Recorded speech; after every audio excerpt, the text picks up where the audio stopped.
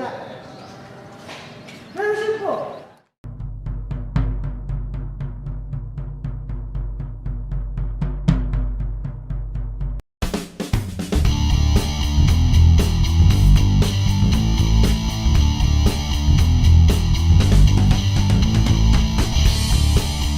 Listen, Mike, of the many martial arts, why did you choose karate, like over boxing or over wrestling? Why did you choose karate? I choose karate because it is simple, effective, and very devastating. Among the different styles of karate, what style did you choose?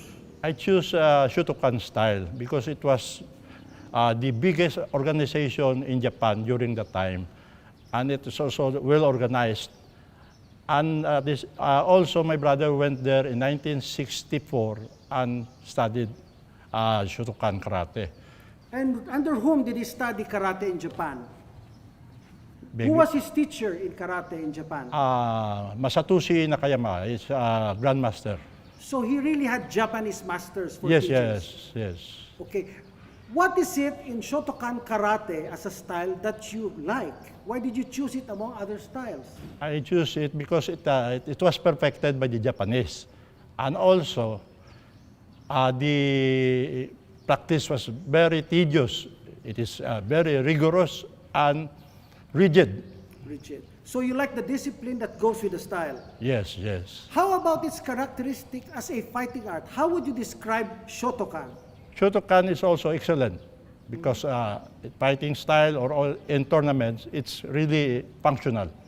Would you say that it's a powerful and fast style? Yes, yes, I will say. When you studied karate, who were your teachers? My first teacher was my brother. That's why I told you that he studied in Japan way back 1964, and he was the first Filipino to receive instructor and black belt certificate from the Japan Karate Association or the Nihon Karate Kyukai. So essentially your brother studied karate in the headquarters of karate Yes, itself. yes, in the Hombo Dojo, Now, Tokyo, Japan. I understand when your brother came back, he brought a teacher along with him to teach you. Yes, this was Kunio Sasaki.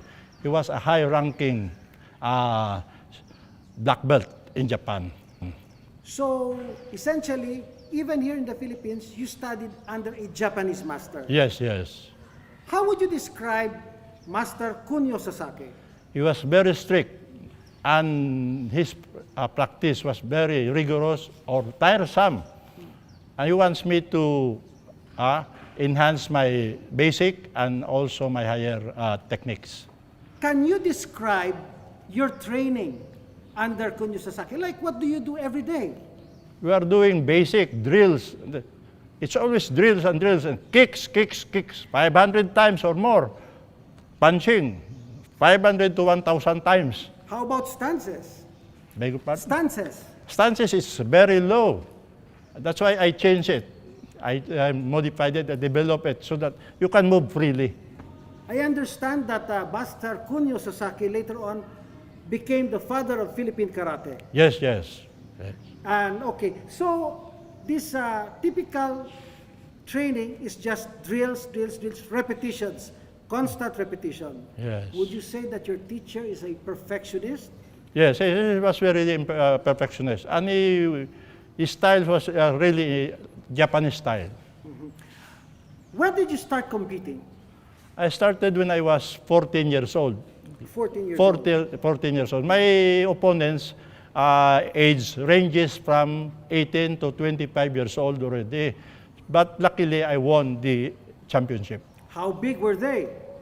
They are 180 to 100 pounds. I was only 130 to 140 during the time. I understand that you were a middleweight fighting in the heavyweight division.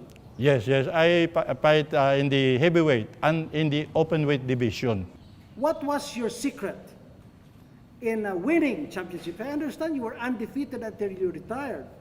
Luckily, I was undefeated because of my techniques. I use simultaneous attack. You block at the same time, strike, or punch, one count only.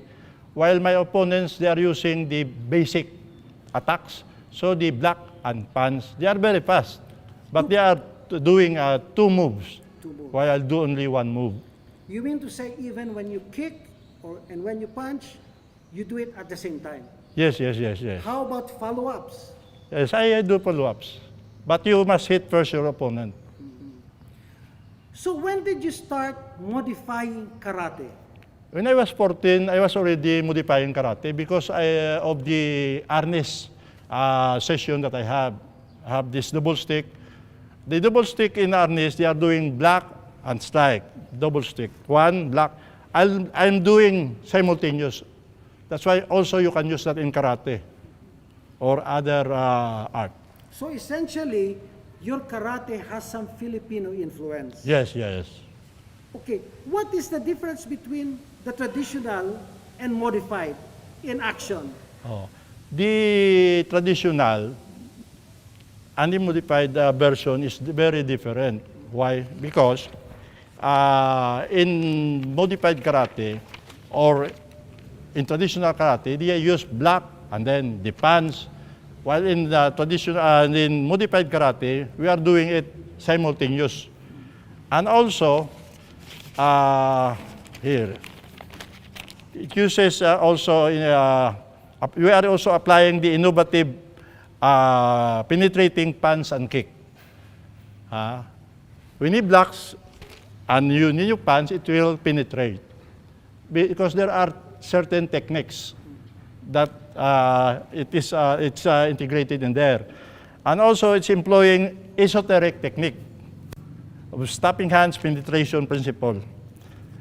Our aim is not to compete with traditional karate or other unarmed art, but to show the more effective kinetics of the martial art. That's our purpose. You still use the traditional karate principles. Yes, but it's a little change. There are changes. So, would you say now that Vasquez modified karate is a different animal from Shotokan karate? I would say so. It is different because in tournaments, Shotokan karate, we won at least in 5 divisions, we won 3. So that is 60%. While in modified karate, we won 90%. We are all champions. 4 champions and 1 silver. What parts of traditional karate do you still practice? We are practicing the kata, forms, and also punching, blocking, kicking, but it's the stances are a little bit smaller. Smaller. Yes. So essentially, there are slight modifications. Yes, yes. With very big differences in execution. Yes, yes. Okay. So thank you, Sensei Mike. Okay. Domo arigato gozaimasu. Ma-block siya, ma-block, then punch. That is traditional karate. While modified karate, pag sumbagaya, tapos na yun. One move. Next, he will punch here sa middle. So, ma-block naman ako, kag sumbagon siya. That is traditional karate. So, modified niya, pag sumbagya, tapos na yun na. Mas sipa na siya, slowly first. Block, then punch. That is traditional karate. Okay. Sa modified niya, pag sipa niya, one move. Gablak ka, gadungan. So, how do we attack in order to have points? So, kamay te. So, you have to paralyze it. Or, how do you paralyze? Supposing he wants to block, rising block. Kamay te. So, what will you do is to paralyze. One move. And number 3, when you punch here, you will be doing a block. Kamay te. What will you do is, Igo. Deme. So I cannot hit. Number 2 is, I hit. This is modified punch.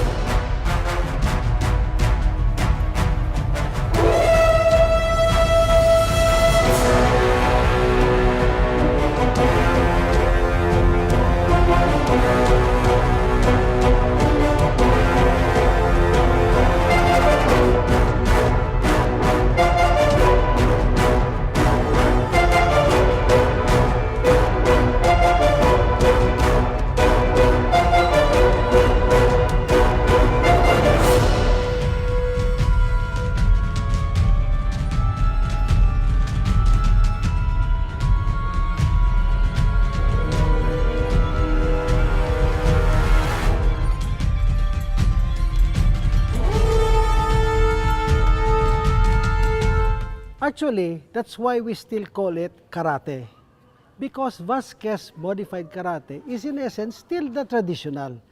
But with the wisdom of Sensei Mike, he made very subtle differences, very subtle adjustments in movements. Actually, to the untrained eye, ang modified karate, kung lang tawon mo, pareho lang na siya sa traditional. All movements are the same to the untrained eye. But to the one who feels the technique, he can really feel the weight and the difference. No matter how you block, the punches and the kick just keeps on going in. As my teacher used to say before, when you're fighting against a modified karate stylist, it doesn't matter if you have your hands on guard or you're doing this. Anyway, the punches and the kicks will keep going on. Now, some people, especially superstitious people, might even consider that there are some certain incantations behind the technique. They put mysticism behind the technique. If you ask me, it's plain physics. But Sensei Mike was gifted to have seen those subtle differences in positioning, in timing, in power generation. Now, other people might misinterpret the techniques as pure brute strength. It has nothing to do with strength. Now, many people have experience. Why? Because when me and my teacher used to practice, he doesn't even execute the full force. He just throws 20% of his power to me. Whether he's throwing 5, 10, or 100%, the techniques just keep on connecting. So it has nothing to do with brute force. Other people will say, you go weight training, make your body bulge big so that you'll have the power. No, it has nothing to do with that. Now, what is the essence of modified karate? Subtle positioning, subtle timing. It might even be feints or fakes that you cannot see. These are all incorporated in the style. One thing good with modified karate is when you know the essence of the technique. It doesn't matter if you're 15 or 65 years old. When I spar with my teacher, he can still knock the wind out of me. He can still throw me out of the gym if he wants to. Frankly speaking, if he executes 100%, there is just no way for me to block his kicks. I cannot even block his punch. How much more his kicks? He's just throwing 25% most of the time. Why? If he throws 100% or maybe even 50% only of his capability and you block, there is a big danger that you might break your hands or your legs. So, if you look at the movements, you will say, this is just the same. This is just the same front kick. This is just the same lunge punch or forward punch. Now, if you notice in our presentation, we don't even execute fancy techniques. It's just the reverse punch, the lunge punch, and the front kick. Now, why else would you do many fancy things and you just throw them away and waste your movements? You lose gas, you lose strength, whereas here, with just one technique, you can finish the fight. Now, you might say, this might be a brutal art. Is it a brutal art? No, because control is on the part of the deliverer of the technique. If I choose not to hurt you, I can. If I choose to really devastate your defense, we can. So it's just for us. Now, if you study this technique, you will know little by little. I think it's more of the process of learning modified karate is a constant realization of realities about certain moves. You cannot just learn it 1 day, 2 days. You do not learn the technique. You feel the technique. Once you get the feel, you keep on practicing it until such time that such moves will be natural and instinctive. Only then, it doesn't matter if you're punching for practice or punching for demo. They're all one and the same. Whether you're controlling it or not, one and the same. The effects will still be the same. The kicks, the punches will continue to go through.